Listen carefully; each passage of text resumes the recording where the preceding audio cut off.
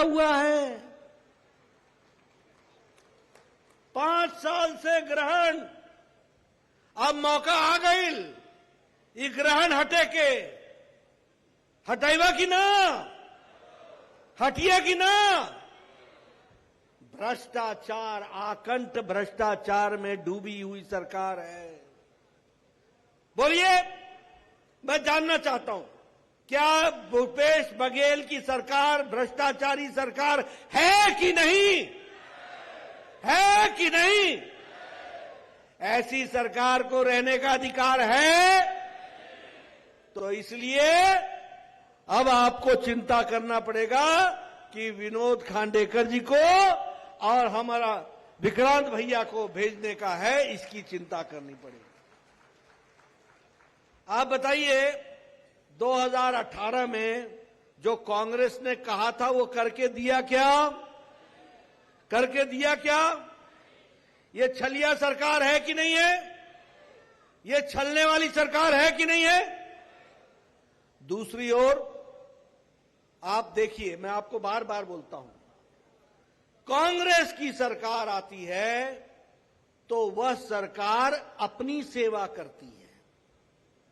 BJP की सरकार आती है तो वह लोगों की सेवा करती है। यह अंतर समझ लो। अब तय करो कि अपनी सेवा करानी है या लोगों की सेवा करनी है। अगर लोगों की सेवा करनी है तो कमल खिलाना है, और भूपेश बघेल की भ्रष्टाचारी सरकार जो अपनी चिंता करती है, तो फिर आपको कांग्रेस की तरफ देखना होगा। बताइए, आप लोगों की सेवा के लिए तैयार है ना? मित्रों, मैं अगर आपसे बात करूं, एक तरफ मोदी जी की केंद्र की सरकार, अभी अभी हमारे खांडेकर जी आपको गिना रहे थे, हमने ये किया, हमने ये किया, हमने ये किया।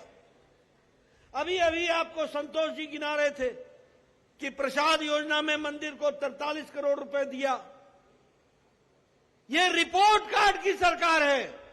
जो कहते हैं वो करते हैं, जो नहीं भी कहते हैं वो भी करके देते हैं। ये भारतीय जनता पार्टी की सरकार है। और इसीलिए मोदी जी के नेतृत्व में हम पाई पाई का हिसाब देते हैं और जनता की सेवा के लिए अपने आप को जोड़ते हैं। अब देखिए, कांग्रेस की सरकार और बीजेपी की सरकार में क्या अंतर होता है। अंतर यह है कि मोदी जी ने 4 करोड़ प्रधानमंत्री आवास योजना में घर बनाने को तय किया। 3.5 करोड़ घर बना दिए। और यहां छत्तीसगढ़ में 14,84,000 घरों को सैंक्शन दिया। 14,80,000। और भूपेश बाबू ने 12 लाख घर नहीं बनने दिए। पत्रकार बंधु नोट कर लो, मैं बोल रहा हूं, 12 लाख से ज्यादा घर प्रधानमंत्री आवास योजना में नहीं बनने दिए। अब मैं आपसे पूछता हूं, ऐसी जन विरोधी सरकार को रहने का अधिकार है क्या? रहने दोगे क्या? ये 12 लाख घरों को बनने से किसने रोका? किसने रोका? इसको घर बैठाओ और भारतीय जनता पार्टी का कमल खिलाओ। ये मैं आपसे कहना चाहता हूं। आपको जानकर खुशी होगी कि 34,94,000 यानी 35 लाख बहनों को उज्ज्वला योजना में उसके लिए गैस का कनेक्शन दिया गया। क्या दिया गया?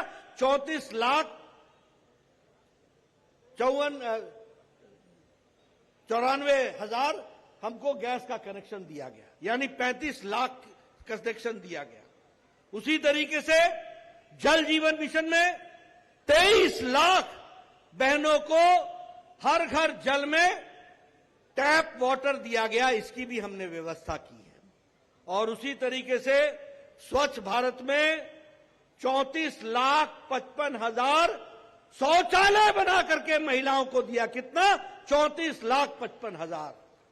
अब आप सोचिए कि छत्तीसगढ़ में यानी 35 लाख बहनें अपने दैनिक नित्य कर्म के लिए खेतों में जाया करती थी।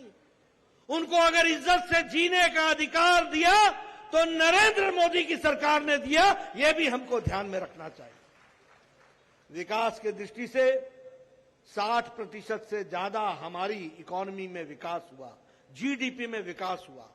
आज हम 5वें नंबर की इकोनॉमी है, 5th नंबर की इकोनॉमी हो गए, 5वें नंबर की। उसी तरीके से आज गरीबी की रेखा से मोदी जी ने 3.5 करोड़ लोगों को गरीबी की रेखा से ऊपर उठा दिया है और गरीबी की रेखा से निकाल दिया है। यह भी हमको ध्यान में रखना चाहिए।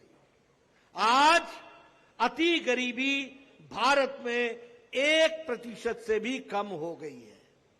आज जब दुनिया की अर्थव्यवस्था लड़खड़ा रही है तो सबसे तीव्र गति से, मजबूती से चलने वाली अर्थव्यवस्था मोदी जी के नेतृत्व में भारत बन गया है। यह हमारा रिपोर्ट कार्ड है। और इसलिए एक तरफ हम जब मोदी जी की बात करते हैं तो हम हमेशा हर दृष्टि से विकास के बारे में चर्चा करते हैं।